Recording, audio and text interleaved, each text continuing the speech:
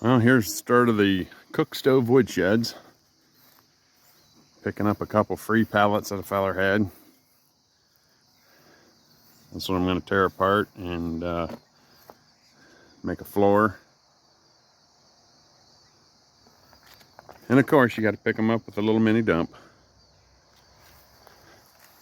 It'll be a good start. We'll get on that project.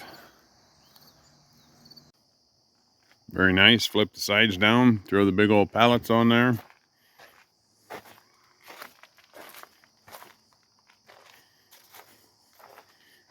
Lift her up, dump them off.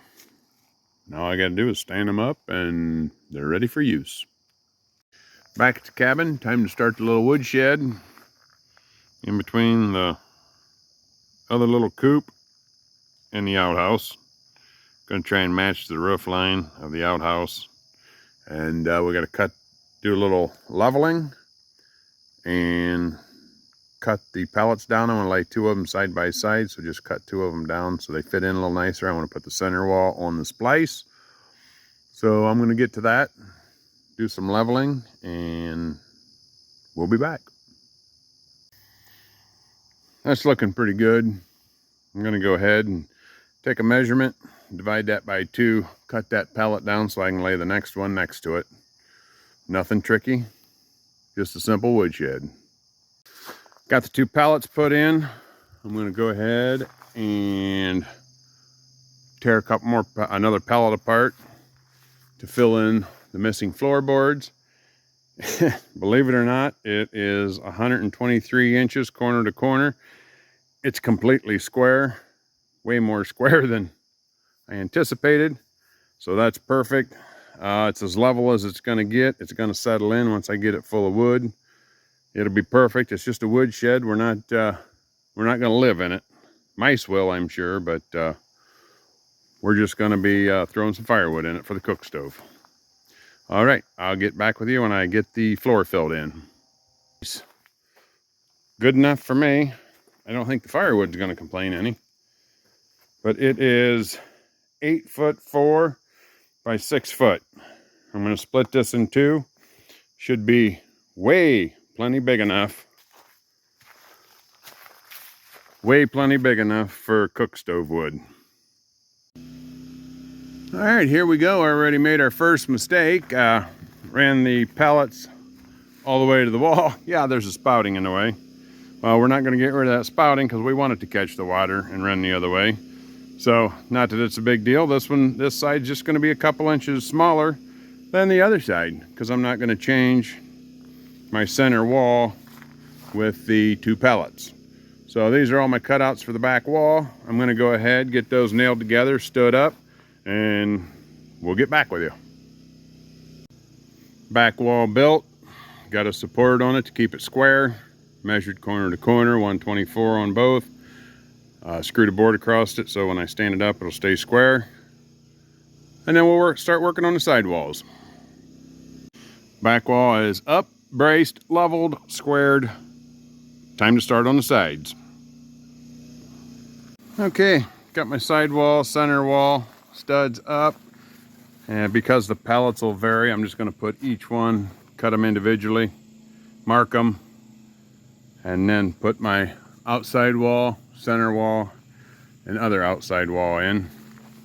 And then I'll be running some cross braces across the top to screw the steel to. When I get the walls framed up, we'll let you take a look at it then. All right, we got 2 walls up. Well, 3, I guess. 2 more done. Thought I'd give you an idea how I do this. Nothing too tricky about it. On my side walls, because the wood's going to be leaning against it somewhat, I went ahead and put those on 12-inch centers. The back wall, not so much. So I did those on 16-inch center. And then I just went ahead and marked the stud, roof rafter, whatever you want to call it, on 12-inch centers. And then went ahead and marked the floor joists on 12-inch centers. So I know where to put them, to mark them, and then cut them at an angle. And they fit in real nice and tight, just the way you want it. front plate on. All the walls are done. Got the roof rafters on so I can screw some steel over the top of it. Got good protection from this way, good protection from this way. I'll let the steel tail over. Should be fine this way. That way I can get some air coming through it. Not 100% perfect, but it is for me. Let's see if we can get some steel thrown on this rascal and get it buttoned up.